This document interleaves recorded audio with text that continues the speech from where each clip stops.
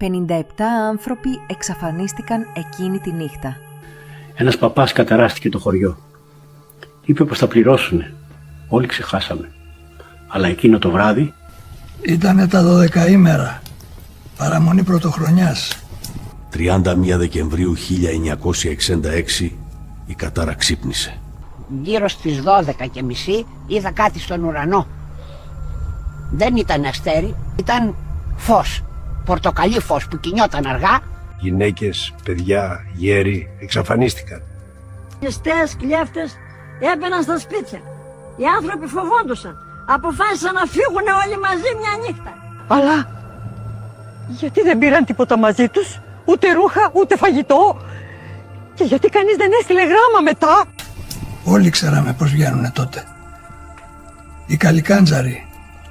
Στο Καστρίλι είχαμε ιστορίες, παλιές ιστορίες. Ξέρεις τι βρήκανε το πρωί? Μόνο τα παπούτσια τους, όλα μαζί, σε σειρά.